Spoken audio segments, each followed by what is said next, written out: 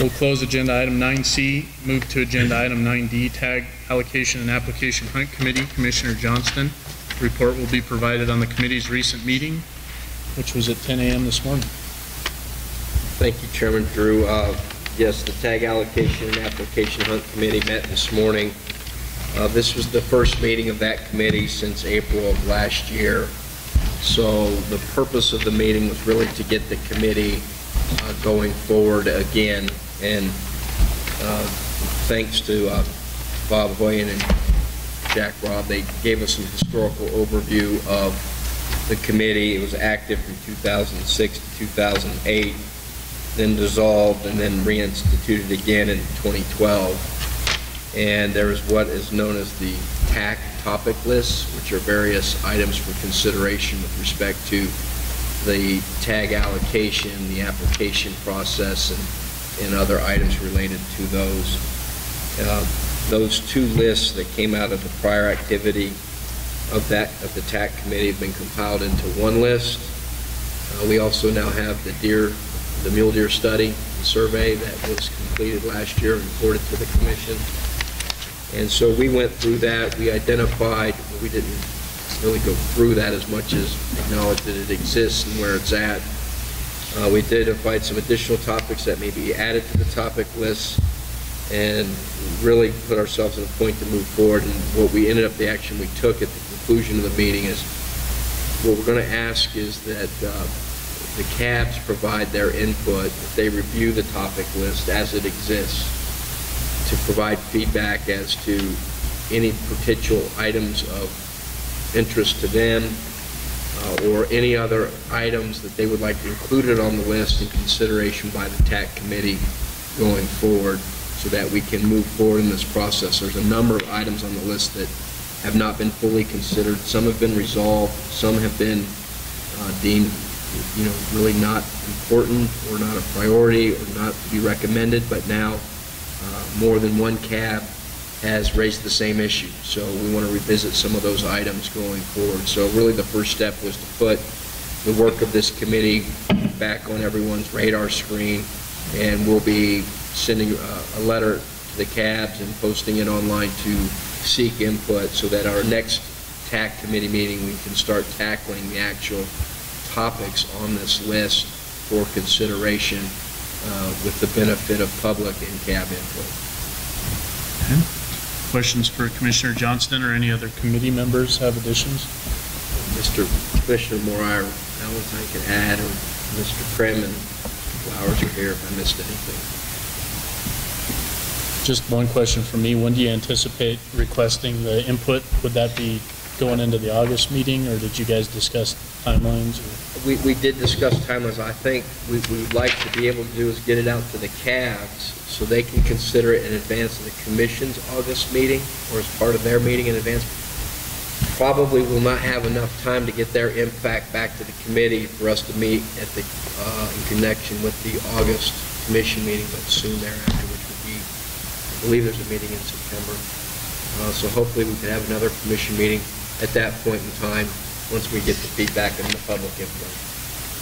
And I believe we'll also be getting some input from the department as well. Additional questions or comments?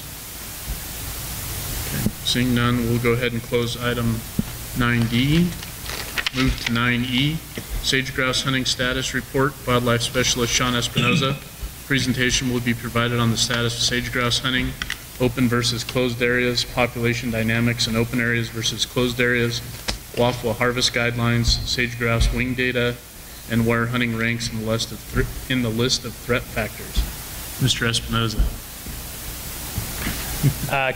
Members of the commission, Sean Espinoza for the record, Upland Game Staff Specialist with the Department of Wildlife. I do have a PowerPoint, okay, and if you just flip your chairs around and kind of, Commissioner Drew and Commissioner McNish, if you could just kind of separate a little bit, I think we can get this to work.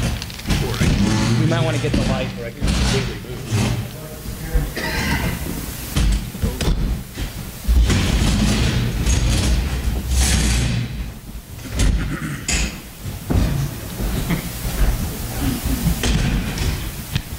No, I won't be able to see now. Maybe they'll show it on his back. Mm-hmm.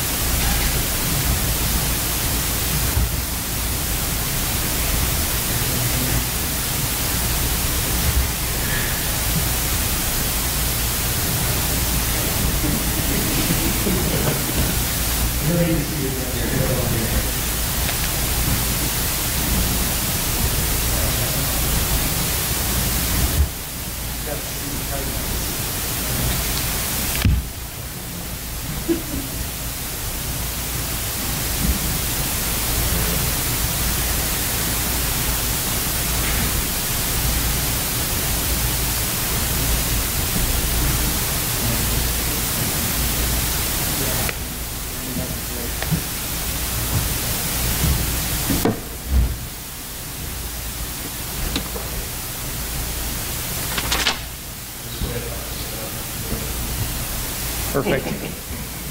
Sure got it. Okay, so this presentation is going to cover, I'm going to talk about the seasons, not only in Nevada, but around the other portions of the range as well. The guidelines we follow that are from the Western Association of Fish and Wildlife Agencies, some of the harvest estimates and effects that we have determined through the years, some of the research projects that have gone on in Nevada discussing harvest effects, population trends in hunted versus non-hunted populations, and the finding itself. Go ahead, Jeremy.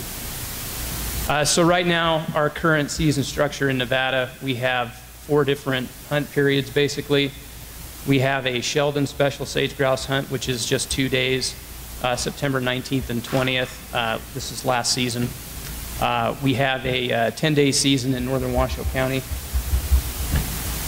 Oh, cool. 10-day season in northern Washoe County and portions of Humboldt County. 15-day season in Nye, Eureka, and White Pine counties and Elko County, and then another 2-day season in the Desatoyas with bag limits of 2 daily and 4 in possession. Go ahead. Some of the other states just kind of compiled information from last season as well. Colorado has 2 seasons, daily in possession limit of 2. They have just a 2-day season in their North Park population, and then a 7-day season throughout the rest of the state. Their Gunnison, of course, population is closed to hunting. Idaho has 1 season, a daily bag limit of 1, possession of 2, and that's a 7-day season. Oregon is a special permit drawing only. Their season is September 6th through the 14th with 845 permits last year, daily in possession limit of 2. Utah also has a special permit drawing with about 700 permits, and their season is fairly long. It's a 23-day season. And then Wyoming has 2 separate seasons, a very short season of 3 days in the Powder River Basin in the northeastern portion of Wyoming, and then an 11-day season throughout the rest of the state.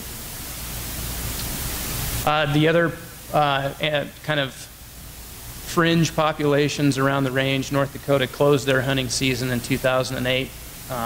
They attributed this to some West Nile virus impacts that they noted. Their population is fairly small, as well as South Dakota. They closed their season in 2007. Their total population estimate is just around 1,500 birds. Washington had not had a sage-grouse season in 20 years, and they're actually listed as threatened in Washington by state law. Go ahead, Jeremy. So our WAFWA management guidelines, these are the Connolly et al. 2000 guidelines that have been in place for about 15 years now.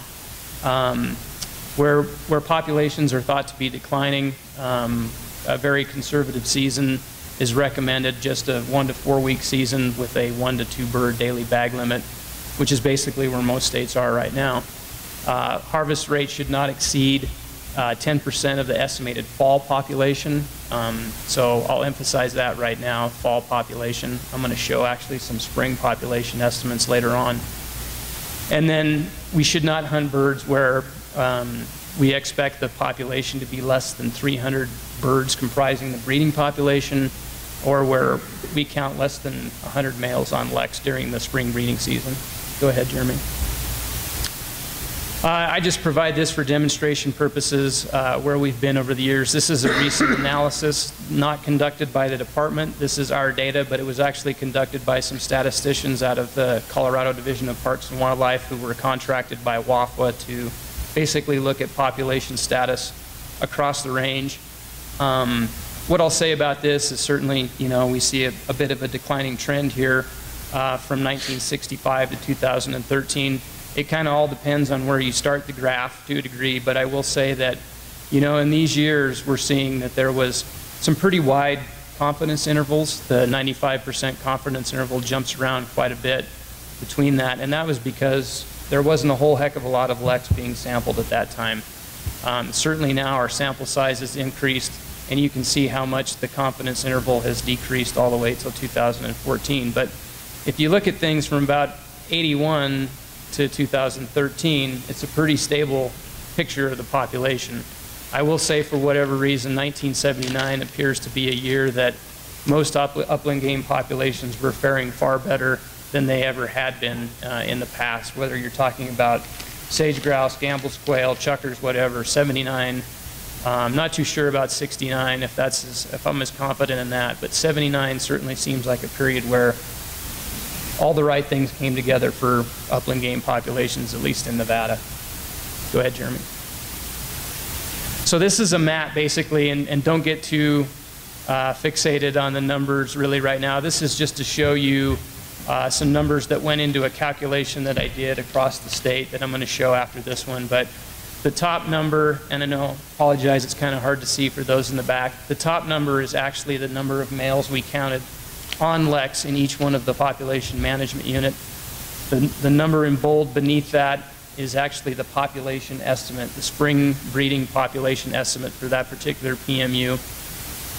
And then the lower number there is actually the number of wings we collected in 2014. So pick your favorite area and see what we're contributing in terms of harvest on these particular populations. The way we calculate populations right now is from LEC counts. We assume basically that there are 2 females per male on the landscape. Through research, we found that at any given time on a LEC, we're only seeing about 75% of the males that will be attending that LEC in the year. So we're also making that assumption as well. And then we're assuming that we only know about a certain percentage of the LECs on the landscape. So we don't know where every single LEC is, but we think we know somewhere between 80 to 90% of LEC locations, depending on the area. If you get into an area like this, that expansion factor may decrease quite a bit or increase quite a bit, because certainly this isn't all that well surveyed. We're getting better at that with some of the techniques with forward-looking infrared technology and what have you. Go ahead, Jeremy. So what you see here, basically, these areas in red are areas where we count less than 100 males on LECs. The areas in orange are where we count between 100 and 200 males. So on and so forth. The green areas are over 300 males counted on LECs. One assumption we did make when looking at harvest rates is that, you know, certainly our wing collection isn't all of the birds that are harvested in a given area that year. Some people keep the bird for mounting purposes. Some people just elect not to turn in their wings. So we actually determined that, or we actually assume that we're only collecting about 60% of the actual harvest. So we made that assumption in there as well. And again, this is the spring breeding population, not the fall breeding population. So these are the harvest estimates for each one of our open PMUs across the state against the spring population estimate. So a pretty small proportion of individuals being harvested in each one of these specific units. And certainly all of our red areas are currently closed. We do have several of the orange areas that are closed as well due to various factors. The only red area that actually is open where we count less than 100 males on LECs is the Islands PMU. That's part of a larger population that actually extends into Idaho. And certainly that population is a lot bigger than we think it is. And the reason we only count less than 100 birds there is just because it's so difficult to get to, and the only way we get there is by helicopter normally. Go ahead, Jeremy. This is looking at things from a fall population perspective. So this is our harvest rates that we determined from our upland game questionnaire or our online questionnaire, and these are our fall population estimates. And we actually derive some of this from our wing data every year as well, looking at recruitment. That gives us a good idea statewide of what production was like for that given year, so we add on that factor as well. And this is what the percentage is of harvest for the fall population. So it's rarely exceeding 5% for the last 10 years or so. So we're definitely within our guidelines, whether you look at it from a fall population standpoint or even a spring population standpoint. Go ahead, Jeremy. I'm not going to run through all this, but since 1998, that seems to be the year that we really began to close a lot of the hunting seasons. We've closed 5 entire counties and 32 hunt units across the state based on the criteria that I just discussed. Go ahead, Jeremy.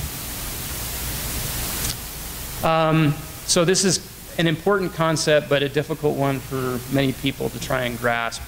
Additive versus compensatory mortality. And we want to be certainly out of the additive portion of this, and that's where we would be, harvest would actually be adding on to deaths that would normally occur throughout the year for natural mortality.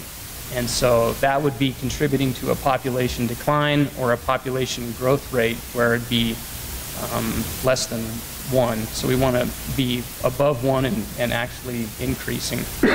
And compensatory mortality would fall within the normal range of loss during the year due to natural mortality. Go ahead, Jeremy. Again, harvest rates from recreational hunting would actually depress the population size under an additive type model. Harvest rates would be additive to natural mortality factors affecting a particular population, and reductions in annual survival would be directly related to increases in hunter-harvest mortality. So again, this is the area that we want to avoid. Go ahead, Jeremy. For compensatory mortality, no matter what, a certain number of birds are going to die throughout the year, no matter if there's a hunting season or not. The trick is trying to determine if hunting is actually within that normal range of variation in terms of loss per year.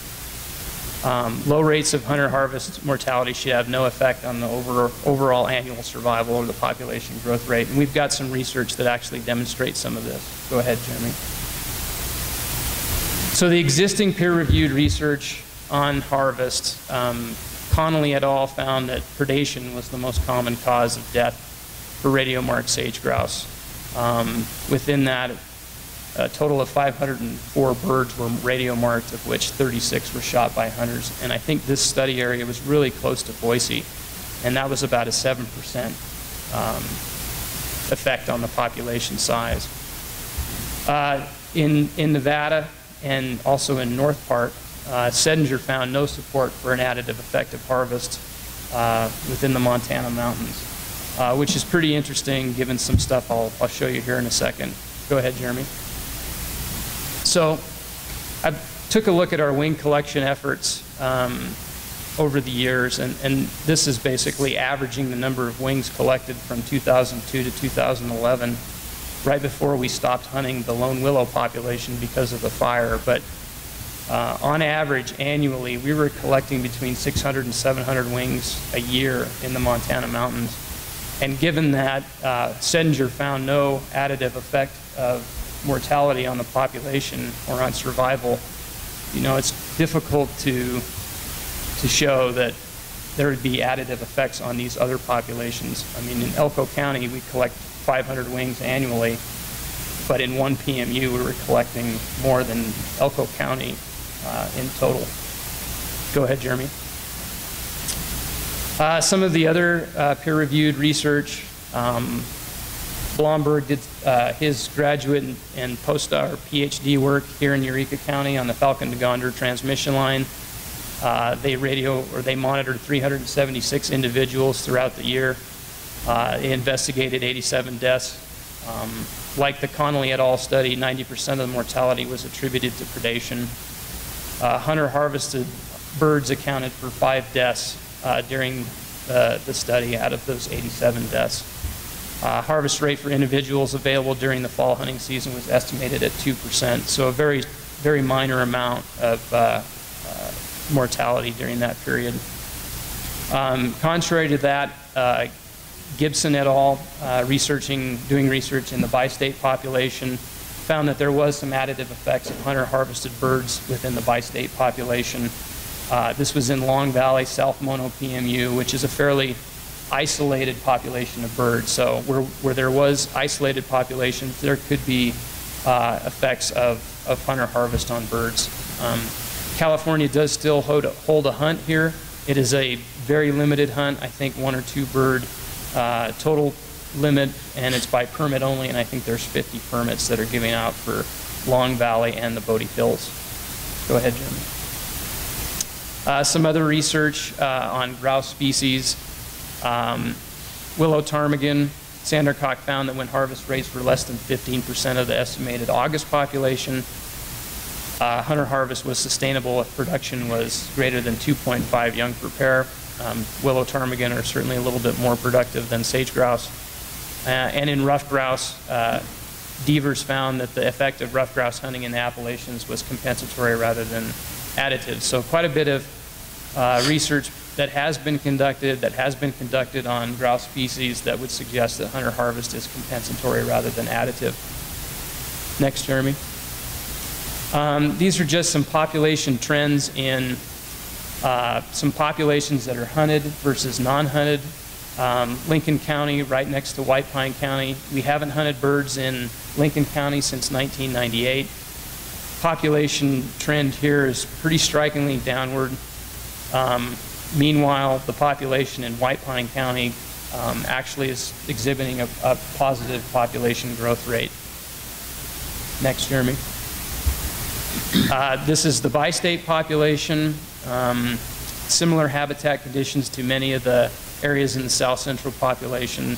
Toiyabe Range of Nye County monitors portions of southern Lander and Eureka County as well. And you see an increasing trend here in the bi-state, but not too dissimilar really from what's going on in south central. One hunted, one not hunted population.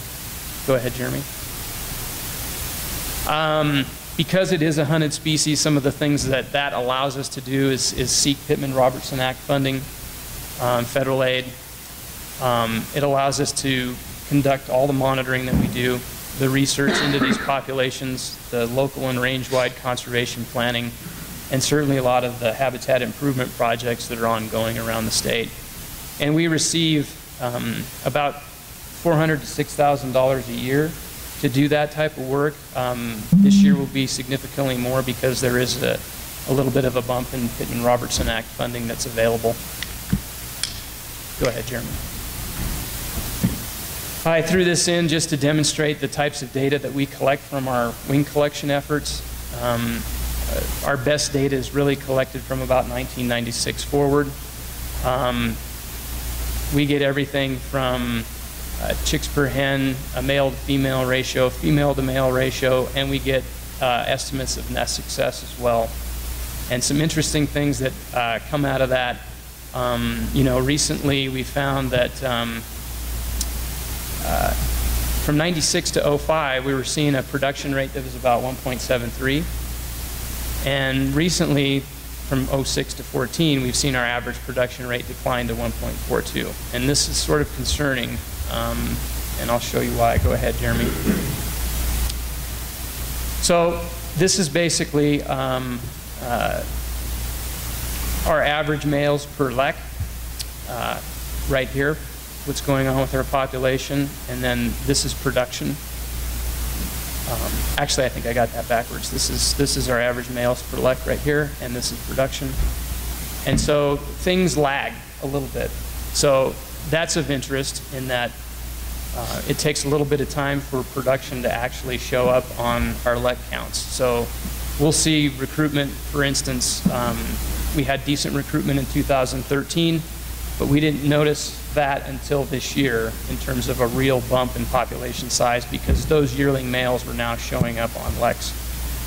But this is the really interesting thing over here, and this shows our population growth rate here, and we want to be above this magic number of 1. That would indicate an increasing population, and this is our production estimate here. So in order for us to maintain a stable to slightly increasing population, we want to be somewhere in this realm here. So between 1.5 and probably 1.75 chicks per hen, we're actually maintaining an increasing population growth rate. So that's the important thing that we've learned from our wing data, is that, you know, if we can recruit at least a chick and a half per hen, we're going to be doing all right. And so the trends recently have been a little bit concerning in that we're about 1.42, 1.45. Last year that increased, and we expect that to increase again this year with some of the conditions out there on the range. Go ahead, Jeremy. In terms of the ESE listing, so they evaluate 5 factors during their listing analysis. The 2 that they found are most important in terms of why sage grouse, that are affecting the long-term sustainability of sage grouse, is factor A, the present or threatened destruction, modification, or curtailment of habitat or range, which for us over here has a lot to do with fire and invasive species. And then factor D, the inadequacy of regulatory mechanisms to protect the species habitat. So those are the 2 main things that the Fish and Wildlife Service determined were the reason that sage grouse warranted listing during the 2010 finding. Go ahead, Jeremy. Covered this. Top 4 threats identified: invasive species, infrastructure, wildfires, and agricultural to cropland, and I'll show this graph here. Go ahead, Jeremy. The 2005 finding, you see all these different list of threats over here in the left-hand column and how they were ranked overall. And of these 19 different threat factors, hunting was rated number 17 out of 19. And at this point in time, I'd actually argue that climate change probably has bumped up that scale a little bit. Go ahead, Jeremy. U.S. Fish and Wildlife Service Federal Register 2012, this is what they actually said about hunting. We have no evidence suggesting that gun and bow sport hunting has been a primary cause of range-wide declines of greater sage grouse in the past, or that it currently is at a level that poses a significant threat to the species. And with that, I'll answer any questions that you guys have. I thought this was kind of interesting. I found this old newspaper article that was actually not too far from here. This was out of Mount Hamilton back in the 50s, I think. But I'll just close in saying that if and when it comes to a point where we actually feel that closing sage grouse hunting around the state is the appropriate thing to do, at that point in time, that I think will be kind of ring the bell in terms of listing. At that point in time, listing may be something that is necessary, but we certainly don't feel we're at that point right now.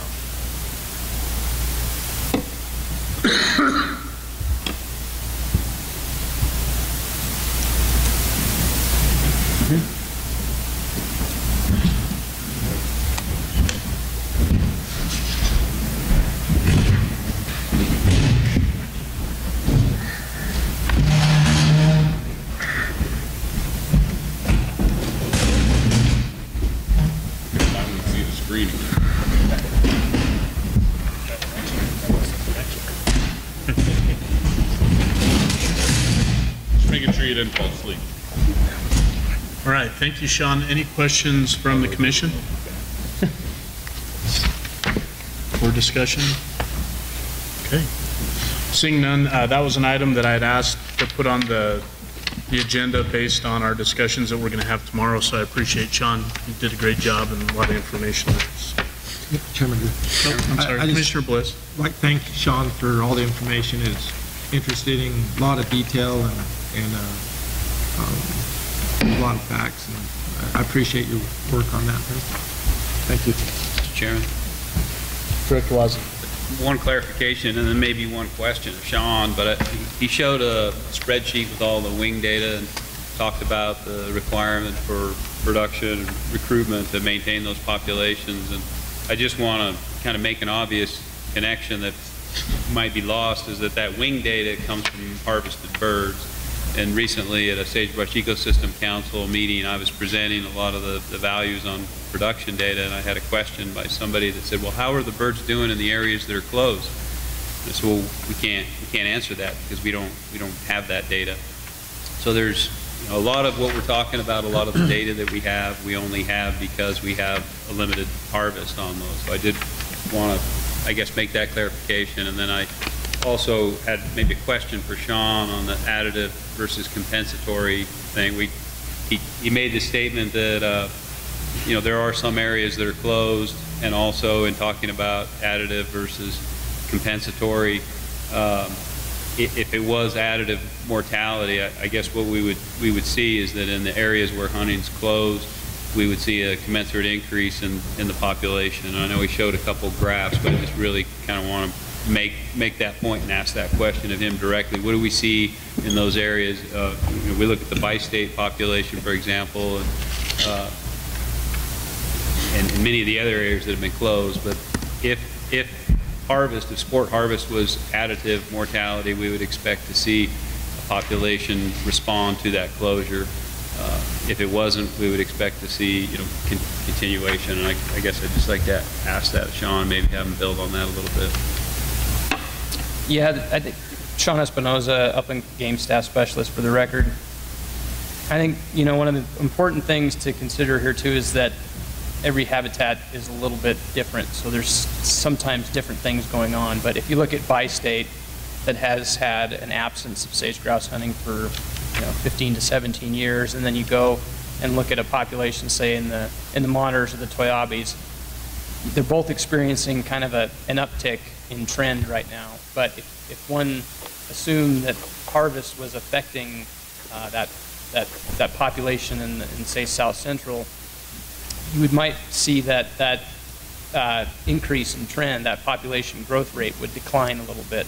But we're seeing that track fairly similarly, whether it's hunted or not. So I would say that that's not contributing to an overall population decline or a decrease in annual survival. And that's consistent with what Sedinger has found. It's consistent with what Blomberg's found. So I think we have that backing of science there, which is really unique.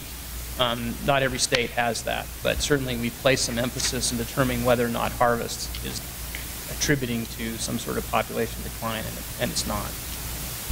It's so small right now. Sean? Additional questions? All right. With that, I will close item 9E, and we'll